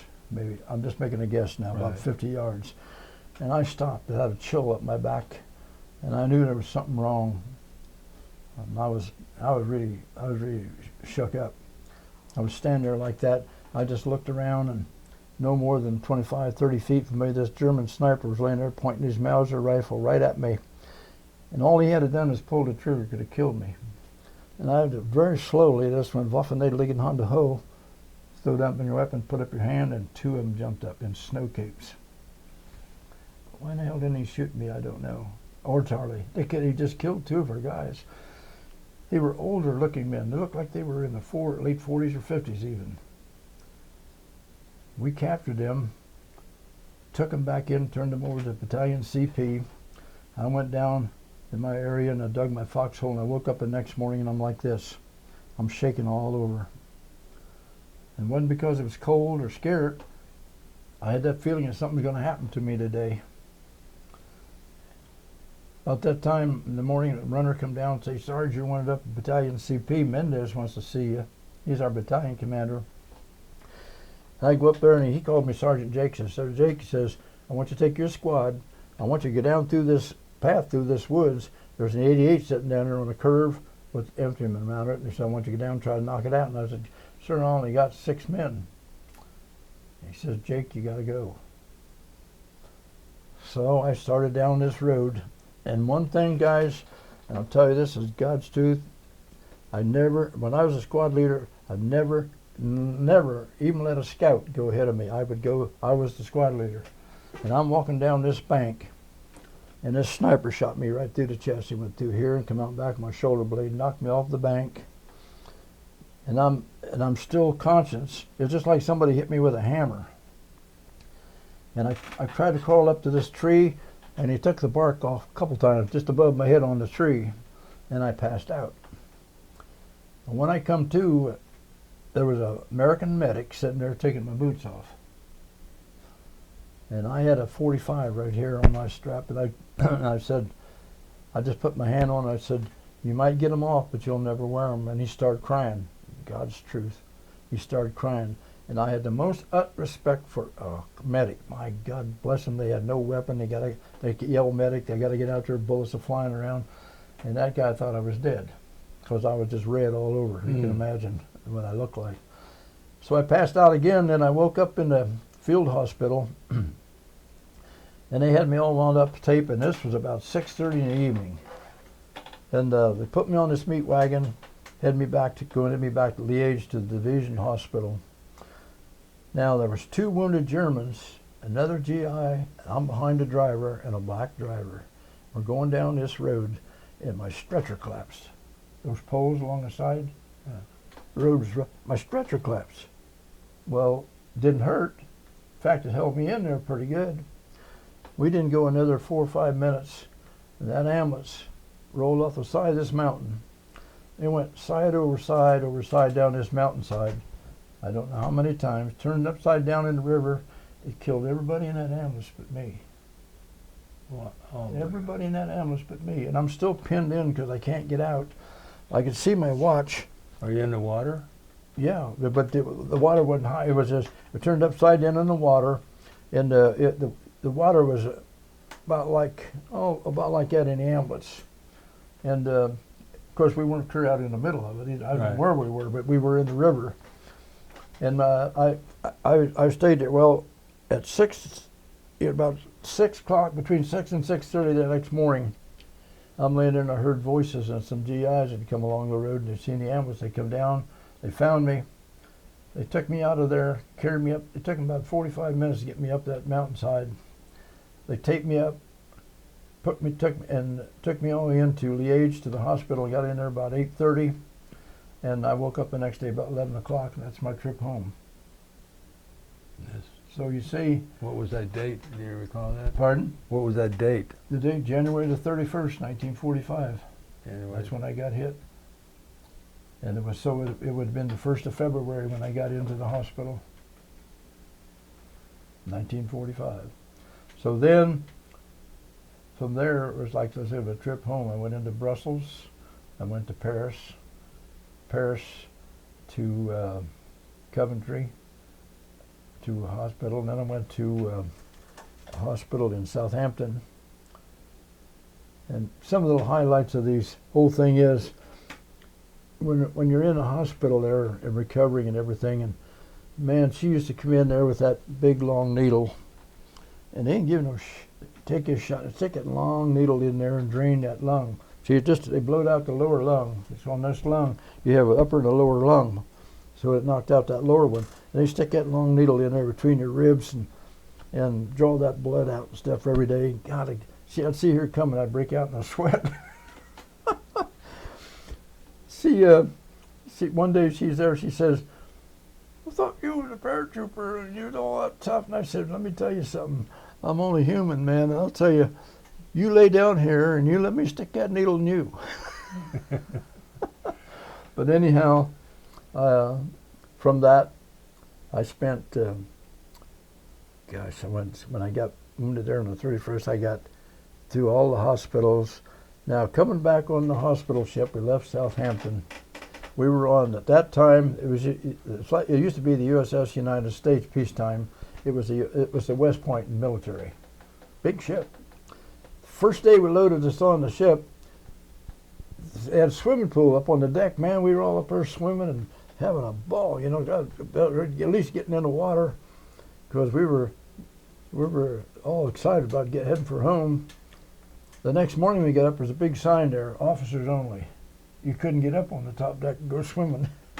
So this one officer come up to me, I'm a staff sergeant, he says, you're on guard duty. I said, beg your pardon? You're on guard duty today. I said, I don't give a damn who you are. Excuse my French, but yeah. I said, I don't give a damn who you are. You didn't put me on no guard duty. It's a hospital ship and I'm a patient. And what are we going to guard on the ship? I just walked away from him. Then, of course, he was yakking at me while I was still walking away, but I walked away from him. Got back into Norfolk, Virginia. First thing I got was a quart of milk and a box of donuts. And I eat the whole thing. Then they took us from there, Norfolk, to Memphis, Tennessee, to the Memphis General Hospital. And I did all my convalescent work there, and you know, my training and exercising, and on 23rd of August 1945, they loaded me on a Greyhound bus and sent me home. You were discharged? Pardon? Were you discharged? Yep.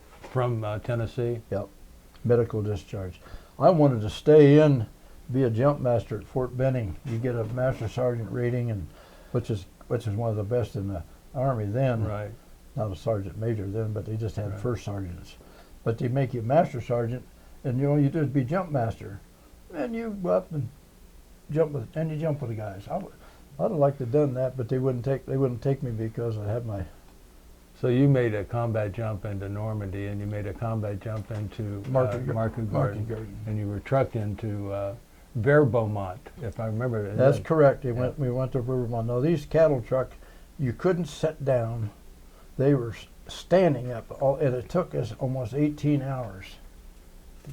Wow.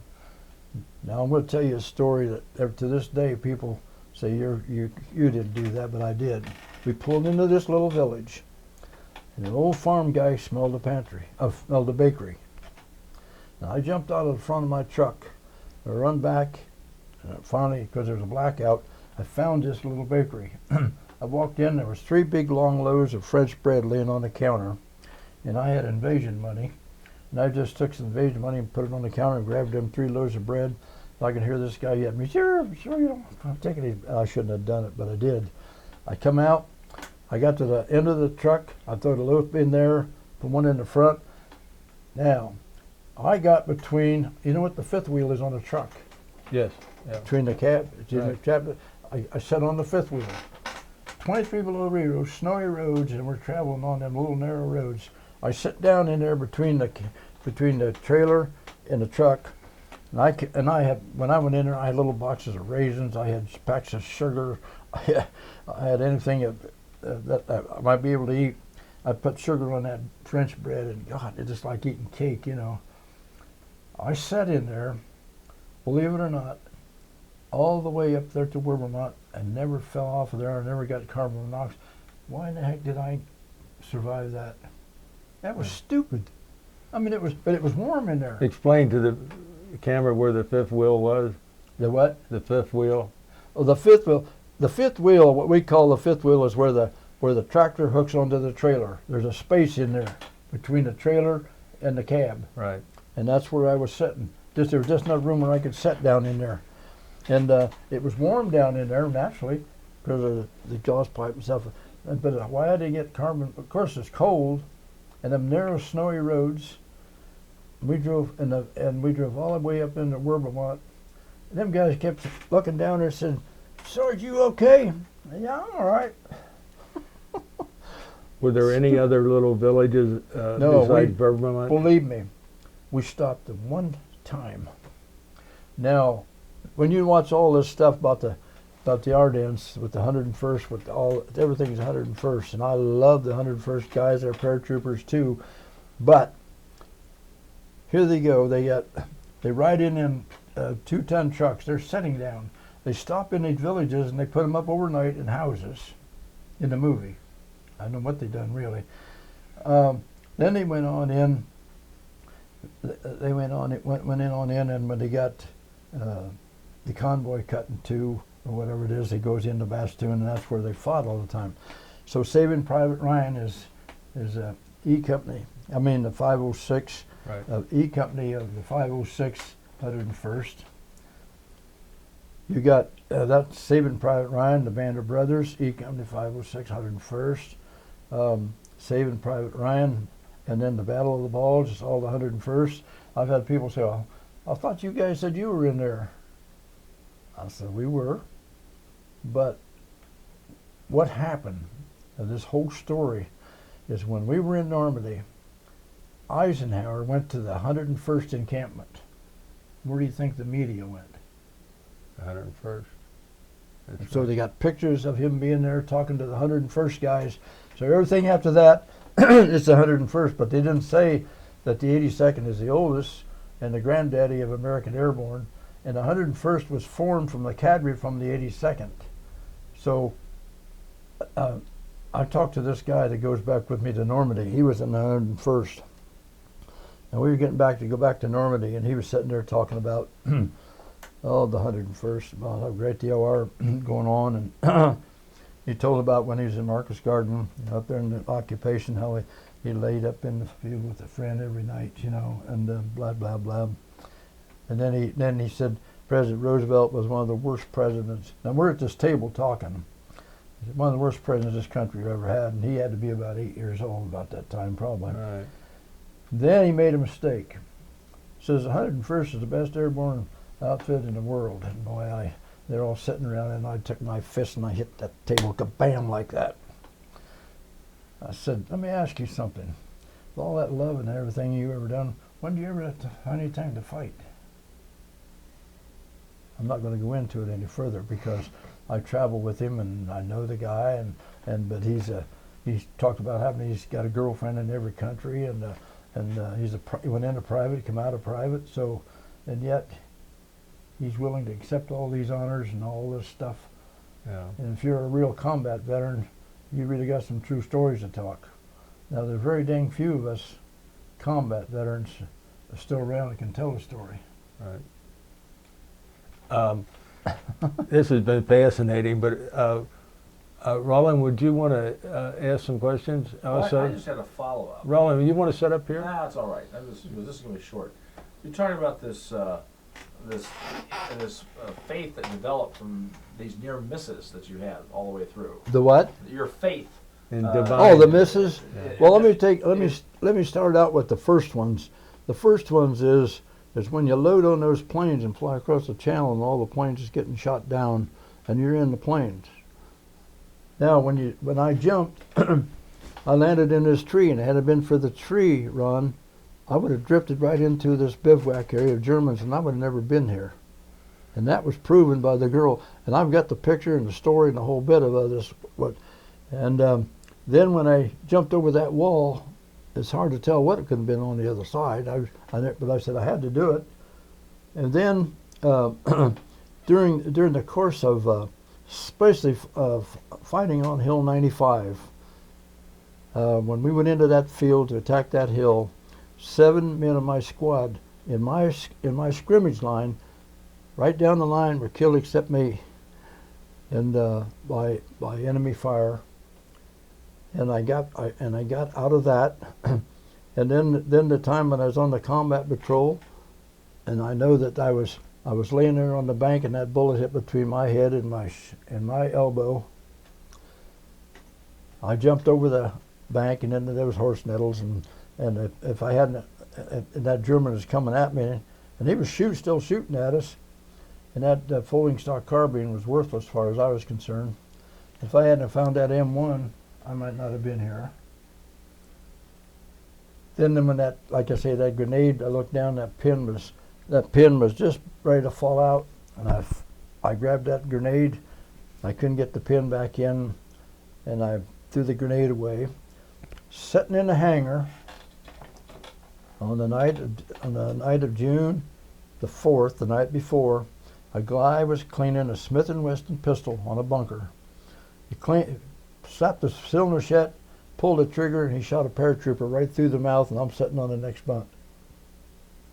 Shot him right through the mouth. Wow. And then there was another guy that was cleaning his M1, and I got pictures of where the holes in the wall yet, or the building yet. He was cleaning the M1, and he pulled the dead burn trigger, and he put about 3 or 4 rounds right, and that's how nervous we were to begin with. Another guy pulled a pin on a hand grenade, and he couldn't get it back in. He said, "To heck with it," and he threw it through the open door and went off. He got about 5 guys. It didn't kill them, but it wounded them. Now, when you jump into Normandy like that and land in a tree that saved your life, then you find you're able to get back to your unit. We crossed this river, the Meteoret River, and the moment we got across that on these little boats, the Germans opened up on us, and we fought down through this orchard, and I actually saw Ray Belair running beside me. I actually saw the bayonet shot right off his weapon. Blew right off his hand. That's how thick the shots were coming at us. And we run down through that orchard.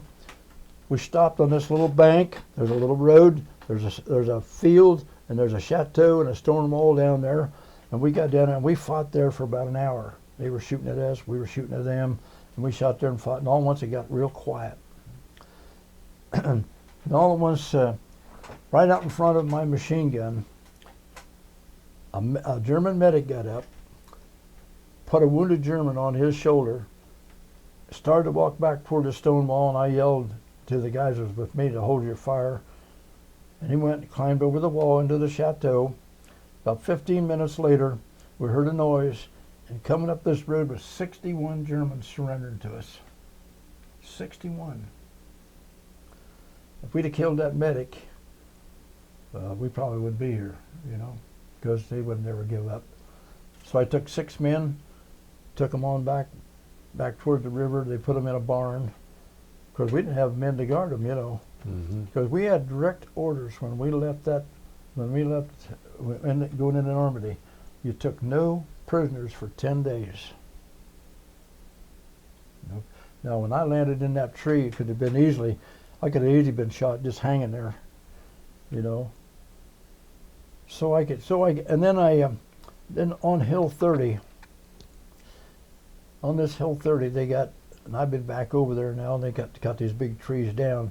It knocked out a half track. This German half track was coming. We knocked it out with a 50 caliber machine gun, believe it or not.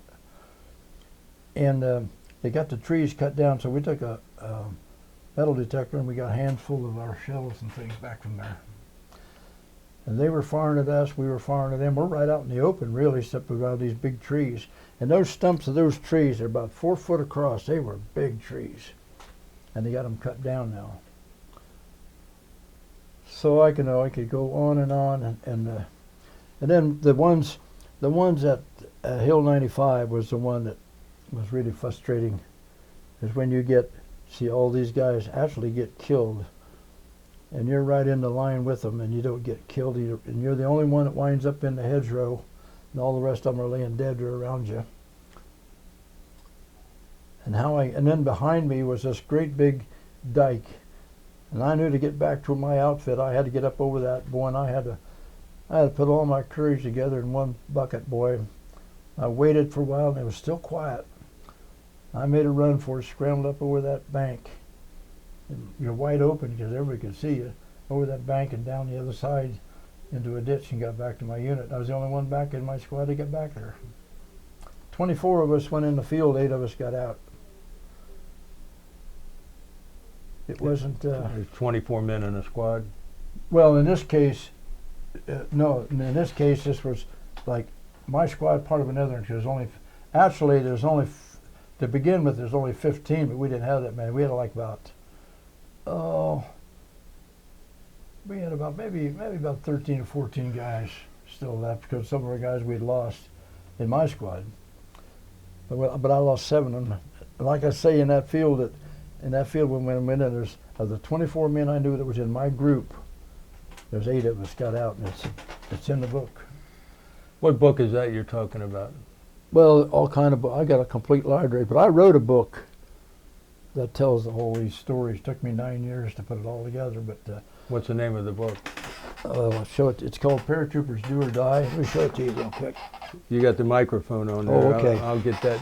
I'll show you in a little while. But anyway, and to follow up with you, Ron, that was like in Market Garden. When we fought through this, this area here, we're being fired on. We took a bazooka and knocked this tank out. It was a Panther tank. It had just shot through the door of this house. You can see where they went through. It went right through the building. The 88 didn't go off and went out the back, because there used to be a farm. They had cattle and had a barn and stuff out behind, which they didn't show them. And we knocked out that tank, and we went on through, drove the Germans out. And then my backup come through, relieved us, took us back up on the hill.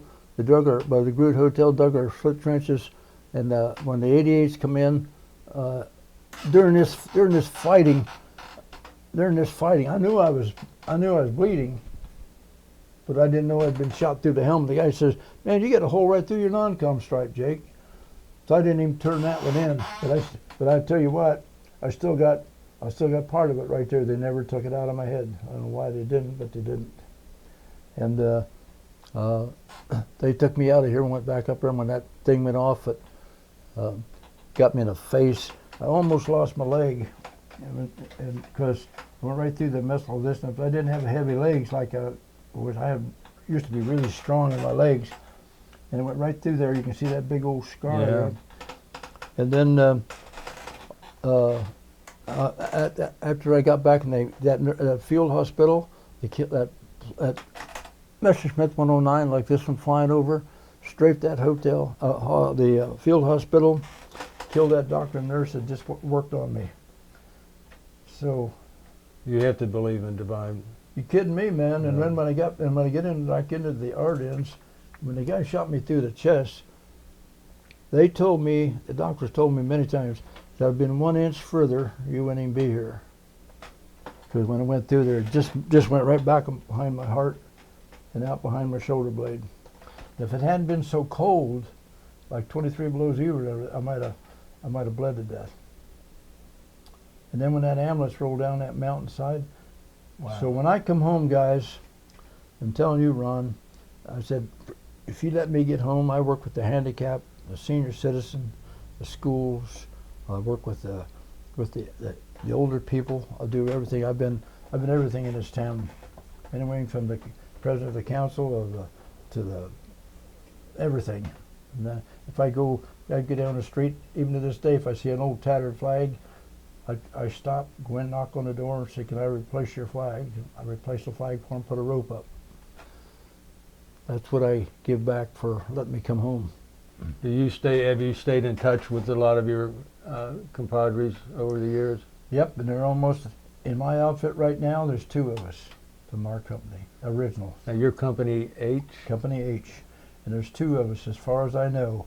I think it's Tom Ekoff and myself. No, 3 of us.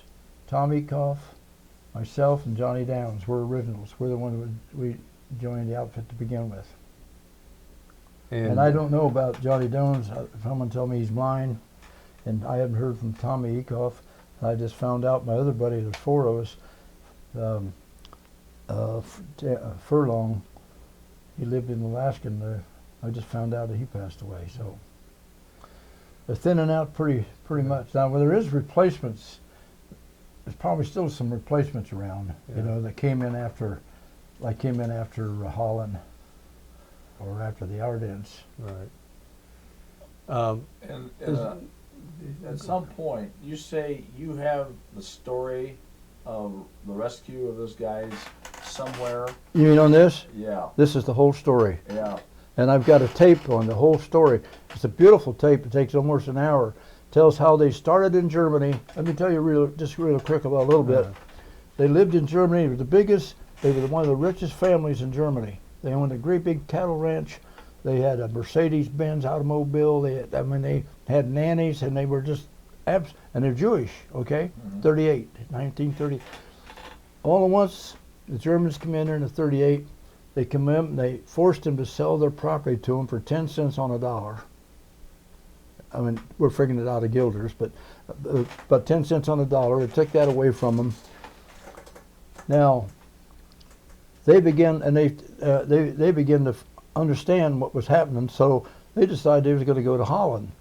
So, what this lady done, Madam, the Mrs. Jacobs, she had a dress, same dress. She had all these buttons down the front.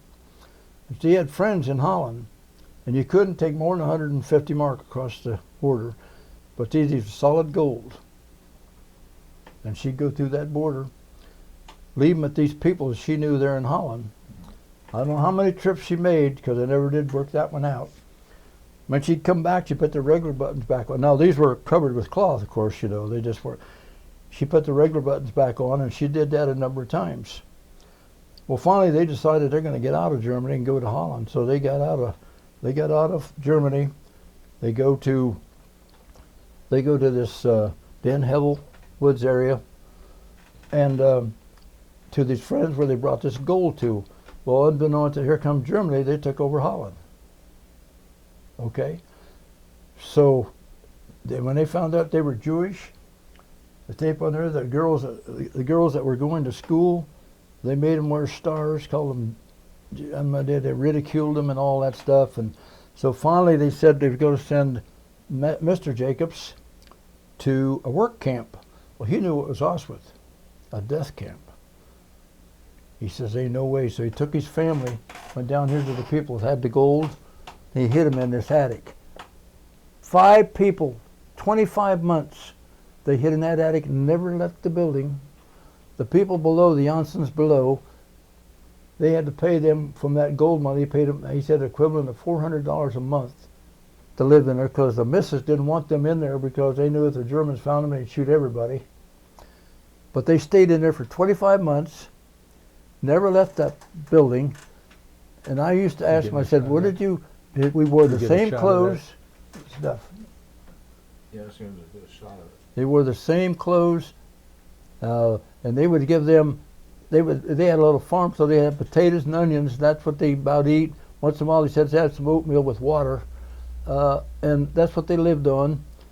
And the Germans come and search the house a lot of times, and the story is amazing on that tape. Where you tell, say we couldn't cough, we couldn't bleed, couldn't nothing. When they knew they was in there looking, but this was half of the attic. Now, I asked them 2 questions that always bothered me. Facilities. Okay, well, they had the barn in behind, a cattle barn. So down in the barn had a hay mow, so they had a trough down through the hay, down into the barn behind the cows. Which these guys still had the cattle there. Mhm. And I said, what about your health? He says, Don, this is Bert telling me, he says, Don, we were never sick. I said, you mean to tell me health-wise you guys were never sick? He said, no, we eat, there's potatoes, we eat onions, sometimes oatmeal, and very, very seldom, because they couldn't go buy anything because the Germans would get suspicious. Now, we didn't know that they were in that at all. All we knew that our unit was to go through there and drive these people out of there. And lo and behold, there's Rosa. Now Rosa, 8 days, Bert said, before we liberated that, our group liberated that, she said she wished a bomb would fall on her and kill her. Now after we got them out and took them up to Safe Haven up around Groot Hotel, on October the 2nd, a Messerschmitt 109 flew over, dropped the bomb in the intersection, killed her instantly. And they got a great big memorial on her up there. Killed her, Rosa. Huh? But Bert is still living. We found Bert. He was 10 years old here. Now he's the only one living. There was 5 of the group. She's the only one that's still living.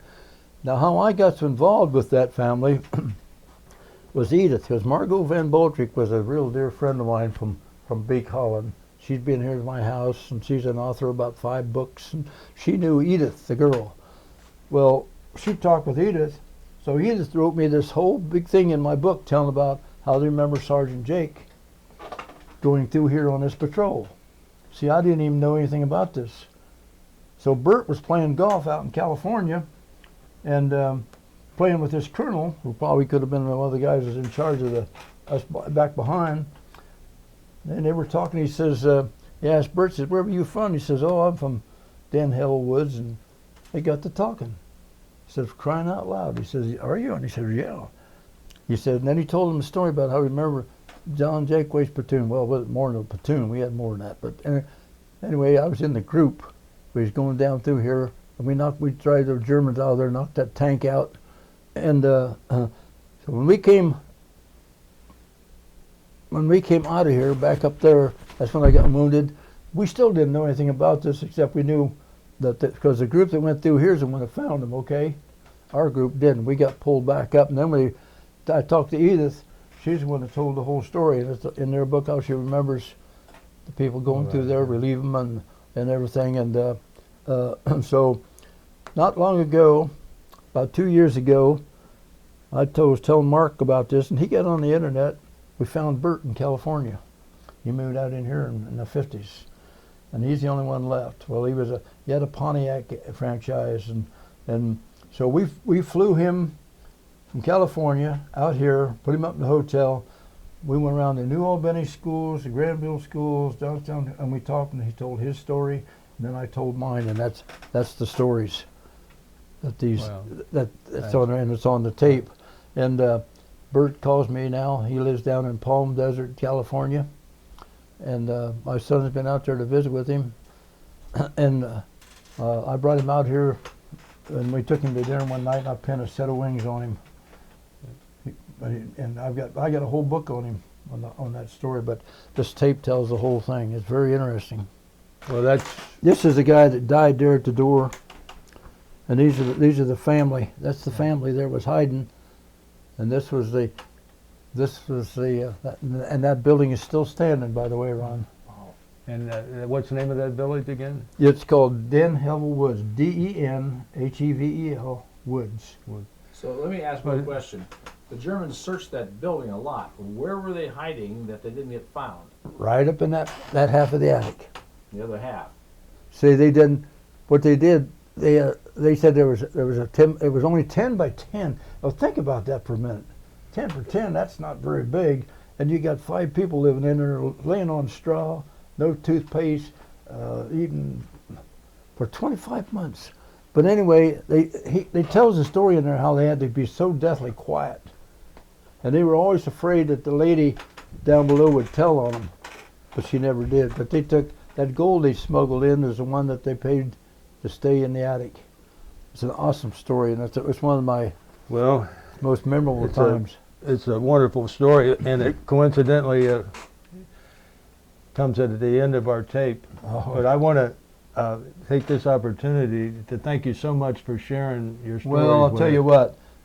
This guy here is he's Ron like, Lane, he's like yeah. one of my own kids. Yeah. I like Ron. He's Ron been is good to me. one of our best He and friends. his wife have Yeah. been good to me, and the people I meet, like Warren, and like when I go out and talk, Ron, you know, I never charge anything.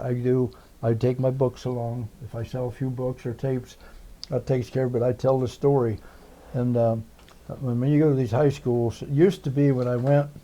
The moment you get done, it's just like chickens, man. They take off.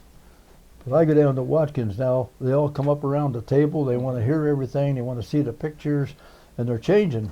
They're listening more than they are when it first started doing this. But you know how to turn that off then? You probably got a button here somewhere. Yeah, that's it. Well, I want to end this properly. Thank you so much again, and appreciate You're it. welcome. Glad to have you here. Thank you. I want you to understand. I don't mean to blow off so much, but You didn't. it's still an emotional thing for me. Absolutely. It really is. I didn't And the find people I meet, just like you and just like Ron here, is a bonus for me because I love to get and Warren Mott's over at the museum, guys that I've met, I've met people you couldn't believe. Well, it's more than a pleasure for us and a wonderful experience.